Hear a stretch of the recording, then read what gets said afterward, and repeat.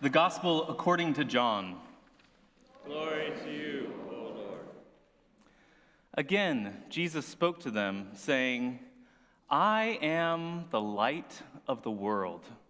Whoever follows me will never walk in darkness, but will have the light of life.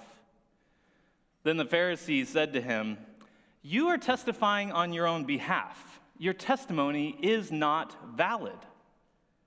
Jesus answered, Even if I testify on my own behalf, my testimony is valid, because I know where I have come from and where I am going, but you do not know where I come from or where I'm going. You judge by human standards. I judge no one. Yet even if I do judge, my judgment is valid, for it is not I alone who judge, but I and the Father who sent me. In your law, it is written that the testimony of two witnesses is valid. I testify on my own behalf, and the Father who sent me testifies on my behalf. Then they said to him, Where is your Father? Jesus answered, You know neither me nor my Father. If you knew me, you would know my Father also. He spoke these words while he was teaching in the treasury of the temple. But no one arrested him, because his hour had not yet come. The Gospel of the Lord. Praise to you, O Christ. You may be seated.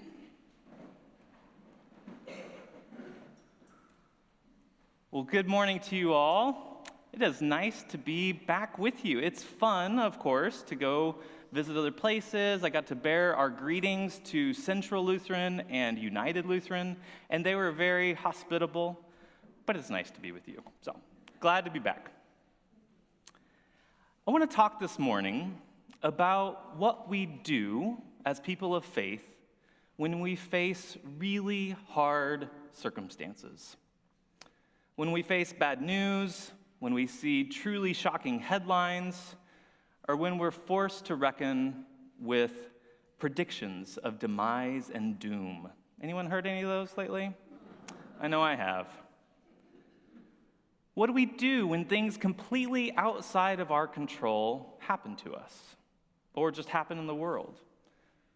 When we lose a loved one suddenly, when we lose a job or a livelihood, when we get a bad diagnosis.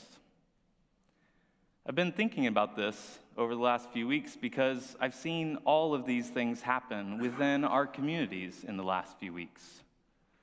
But I'm also thinking about this because of our gospel text for today.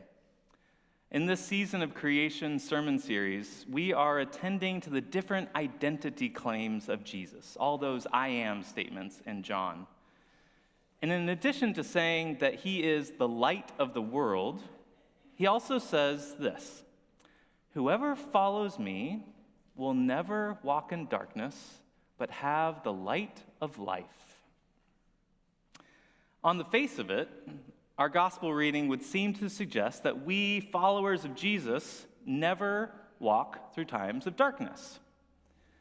And yet, I'm pretty certain that we've all felt as though our lives were covered in shadow at one point or another. We've all had hard times. Times when cancer touched our families. Times when resources felt scarce.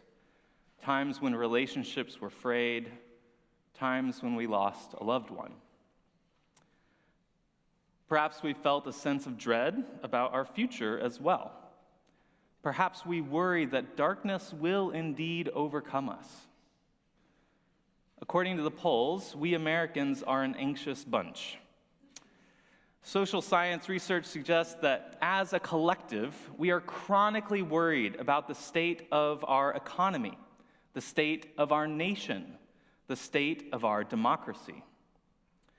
And somewhat ironically, what unites the two dominant American political parties is a shared sense that the stakes of the upcoming election have never been higher. And whether or not that's the case, the feeling is true. The worry is real. And yet, we hear these words, Whoever follows me will never walk in darkness, but will have the light of life. And so in this season of creation, I find myself wondering what it means when Jesus promises that he is the light of the world and will never walk in darkness but have the light of life.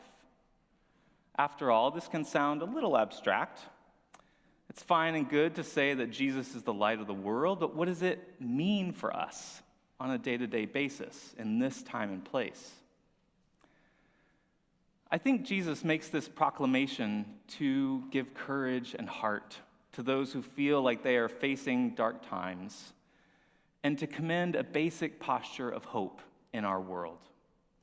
Our gospel passage connects back to John's very first chapter to remind us that Jesus, the incarnate Word, came to a world in darkness, and yet darkness did not, could not, cannot overpower him. In the face of awful diagnoses, acts of political violence, bleak forecasts for our global climate, pessimism about our economy, and apocalyptic warnings about our democracy, we have to remember that we are a people who believe that the light of life, which is God's gift of grace to us, cannot be extinguished. Grave predictions may be true, and yet we will not be left in darkness. As the Apostle Paul put it, we might be pressed, but we will not be crushed. We might be struck down, but not destroyed. Can I get an amen for that? Yeah? Amen. All right. Jesus' claim to be the light of the world, to give the light of life, reframes our perspectives. It helps us to see that no matter how dark things seem, God's light remains. In this season of creation, we are reflecting on how intimately intertwined we all are with creation. We are creation, after all. And we're in tune with its rhythms and its seasons, planting, harvest, allergies. Our gospel passage for today places Jesus at the massive temple of Jerusalem for the Feast of Tabernacles, this major Jewish festival, which was itself originally a celebration of the harvest. The ancient Jewish historian Josephus describes the temple complex, this massive structure, as being adorned with so much gold that when the sun shone upon the temple, there was no more dazzling sight in the world. And at night, during the Feast of Tabernacles, when Jesus was there at the temple, the priests would light countless floating wicks in great bowls of oil elevated on the four corners of the temple, so that people could see the temple from miles around. The temple served as a reminder of God's light in the darkness. And so when Jesus proclaims that he is the light of the world, that whoever follows him will never walk in darkness but have the light of life, he's trying to remind us that God's light cannot be extinguished. But you can imagine his ancient audience being doubtful. Really? Jesus? Upstart Messiah from backwater Galilee? You are brighter than this temple? You are the light of Jerusalem, but also of the world? And yet, that is precisely our confession, because we have experienced God's illuminating love. The light of Christ's love reminds us in the midst of challenging situations that God's light cannot be extinguished. Temples may fall, empires may crumble, and yet no matter what crises we face, no matter what challenges arise, God's love offers us guiding light through it all. God's love ensures that we do not face these things alone. And yet, one challenge of dark times is that episodes of stress and hardship can sometimes tear at the social fabric that knits us together. We can forget that we are all deeply dependent on each other as a part of this larger human community. In our reading from 1 John, we are reminded that God is light and that we cannot claim to be in the light and hate our siblings. John says that God is light, and in God there is no darkness at all. Whoever says, I am in the light, while hating a brother or sister, is still in the darkness. Whoever loves a brother or sister lives in the light. Part of facing the seemingly unfaceable means that we lean upon the loving community of which we are a part. We live in the light when we choose to love the people around us. And we take hope in knowing that the power of God's love is at work in the world. As the author of 1 John says, the darkness is passing away and the true light is already shining. I think we see this in countless ways. We witness God's light at work in our communities, in the mutual care that happens in small groups and service projects and coffee hour and calls to check in on each other. We witness God's light in each other's faces when we pass the peace to each other.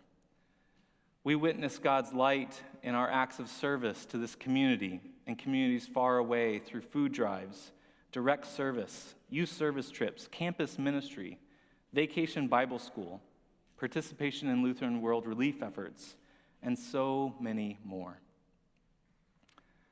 We have been given the light of life in the face of Christ.